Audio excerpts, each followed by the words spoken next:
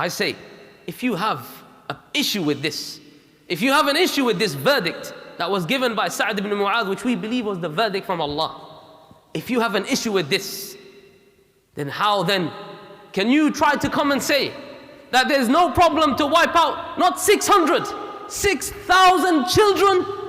How dare you say this then? How dare you come and tell us that it's okay? 6,000 is just a war casualty. These are casualties of war. These are things that happen in war. When Rasulullah sallallahu alaihi wasallam, the mercy to all mankind, not one woman, not one child, not one man that was innocent was killed on that day. All of them were combatants. All of them were people who were involved in the treason. So let's not hear from you this nonsense. You have lost your privilege to talk about these affairs. Everybody now knows you've been exposed for your hypocrisy, and we will no longer tolerate your nonsense. The next question I want to deal with, because we are unapologetic, alhamdulillah. We believe in Islam as it was revealed to us from Allah, Jalla wa Ala. Are you Muslims anti-Semitic? Do you Muslims hate Jews and have a prejudice towards Jews that is unexplainable? Do you just go around hating on Jews and saying, let's attack Jews? Let's deal with this. First of all, what is a Semite? I want to deal with this historically and technically. The term Semite comes from, as we know, Sam ibn Nuh, the son of Nuh alayhi salam, a father to many of the prophets, including Ibrahim alayhi salam, who is the father of our Prophet Muhammad sallallahu alayhi wasallam. This makes many of us today in this room Semites, if you want to go in the technical definition. So from a strictly historical and technical point of view, both the Arabic and Hebrew people are Semitic people. So it's impossible for us to be anti-Semitic on a historical and technical definition. But I'm not going to be a coward and go away from the question. I know what you mean.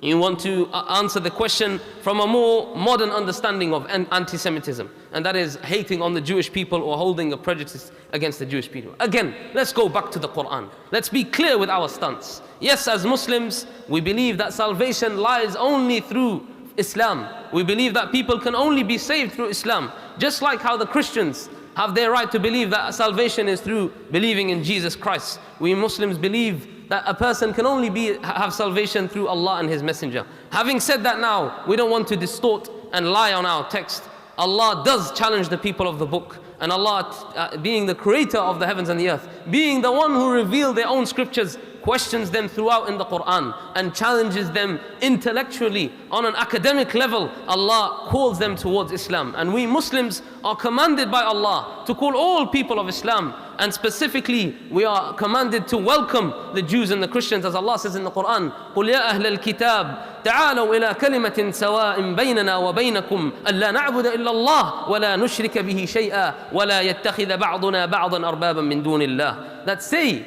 O people of the book, the Jews and the Christians, ta'alaw, come. We're not saying get away. We're not swearing at you. We're saying come, ta'alaw, come to us and let us unite upon a word that we can unite upon, that we worship none but Allah, and that we do not associate any partners with Allah, nor do we take any lords besides Him. فَإِن تَوَلَّوْا What about if they turn away from this invitation, the Jews and the Christians? Does Allah command us to start forcing them upon Islam? Does Allah command us now to start hating on them and being indiscriminate with them? Allah says, فَإِن تَوَلَّوْا فَقُولُوا اشْهَدُوا بِأَنَّا مُسْلِمُونَ.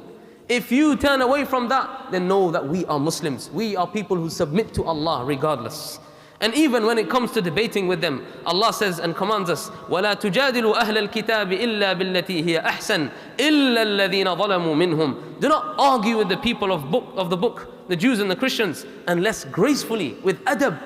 When we debate with them and we speak with them with manners as Rasulullah ﷺ taught us, except for those who act wrongfully. If they want to come and be oppressive, if they want to come and be tyrants with us, then that's when the gracefulness stops. But we are also told in the Quran that we can marry from the Jews and the Christians as well as eat their slaughtered meat. And this means that if a Jew was to invite me for a meal at his house, I could go and eat with him, as Rasulullah ﷺ did. And likewise, if I was to marry a Jewish woman, then under the law of Islam, I could have love and feelings for a Jewish woman. And this is something that is all acceptable under the law of Allah Jalla wa Ala. Now let's look at some examples from the Messenger of Allah ﷺ himself and how he treated the Jews. He ﷺ himself married a woman who was a Jew, Safiya bint Huyay, who later accepted Islam. She was a Jew, And I want you to show you one example where Rasulullah ﷺ himself spoke out against what we call anti-Semitism today. One of the wives, she said to Safiya bint Huyay, Anti bint Yahudiya, Anti bint Yahudi, that you are a daughter of a Jew, trying to be insultive towards her.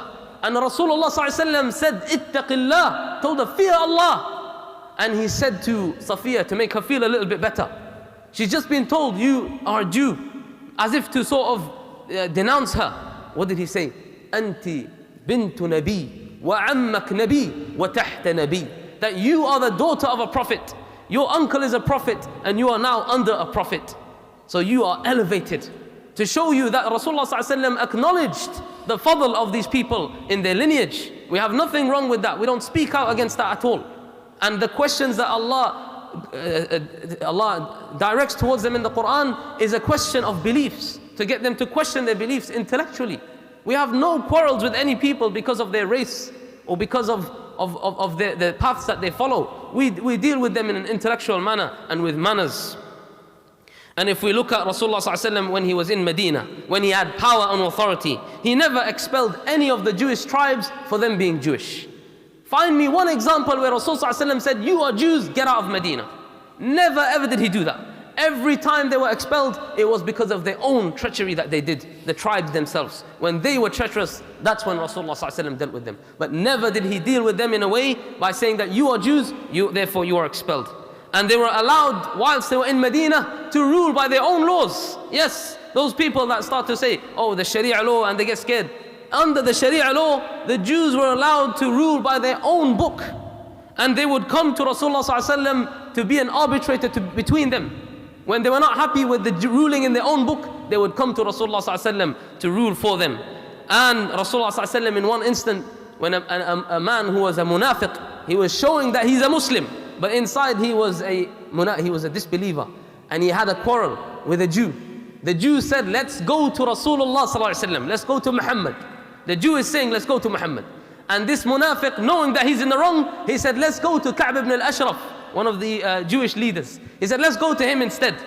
He said, no, let's go to Rasulullah. Why? Because that Jew knew that Rasulullah, even though they are upon the same deen in the outward, he knew that Rasulullah ﷺ was just, and that he would only judge in that which is just. And if we look at in another example, Rasulullah ﷺ was sitting with his companions, and a janazah went by, and it was a janazah of a Jew, and he stood up alayhi salatu wassalam out of respect. And the Sahaba, they said, this is the janazah of a Jew, not of the Muslims. And Rasulullah ﷺ said, no, you stand up. And although this has become now abrogated, we don't stand up whether it's a Muslim or non-Muslim funeral, but just to show you that at the time of Rasulullah ﷺ, during his life, there was this respect, there was this tolerance of each other.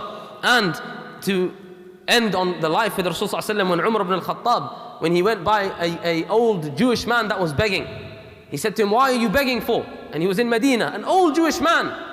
Nobody here, he doesn't have any Jewish lobbies to help him or anything like that. And he's there and he's begging. And Umar ibn al-Khattab, he sees him and he says, why are you begging? He said, when I was young, he goes, no, I don't have any money. Before I had money. And Umar ibn al-Khattab said, when you were young, we took the jizya from you. And now when you're old, you've been abandoned. He said, Wallahi, I will give you money from Bayt al-Mal Muslimin. I give you money that belongs to the Muslims. I'm going to give it to the likes of you. A man who, look at the justice of Islam. This is what our deen teaches us. Don't try to stereotype us. Don't try to wrongly accuse us and lie about us and deceive others about us. Now I want to look at some examples from our own Islamic history, which is rich. And I want to quote mostly Jewish historians that have spoken about our history. Number one is a man named Zion Zohar, and he's a modern Jewish scholar. He said, when Muslims crossed the Straits of Gibraltar from North Africa in 711, and they invaded the Iberian Peninsula, modern-day Spain, the Jews welcomed them as liberators from their Christian persecutors. Another example is Professor Dean Philip Bell, a Jew who was a Jewish scholar again. He says, Jews under medieval Islam never suffered the same general negative perception as in the Christian West. These are Jewish scholars. Rabbi Obadiah Yare, in the year 1486, listen to what he has to say. He says, Jews were not persecuted by the Arabs. And whenever they traveled through the Muslim lands, there were no obstacles for them. The Muslims were kind to strangers, particularly those that did not speak their language. They were not annoyed when they saw Jews getting together. And to quote Karen Armstrong, who is well known, a non-Muslim Orientalist, she says that the Muslims had established a system in Jerusalem that enabled Jews, Christians and Muslims to live together for the first time. She said this in the history of Jerusalem. And finally, to finish off, the one in the 15th century, his name was Yitzhak Safati, and I want you to go and read his book. Ironically, he says he sends a message to the Jews living in Europe, and he says to them, you that are suffering in the lands of Germany, all the way back then in the 15th century, he said, if you had known what God has blessed us with, you would come here at once and you would be free of your enemies. Now, to be fair and just, we're not claiming utopia. We're not saying everything was roses. There were times when we didn't get along, but generally you cannot deny. It is illogical, it is irrational, it is a lie for you to deny that Muslims were the best when it came to ruling over multicultural or multi-religious societies. When it came to Muslims, Christians and Jews, Muslims were the ones that showed justice throughout. أقول قولي هذا وصلى الله على نبينا محمد وعلى آله وصحبه أجمعين.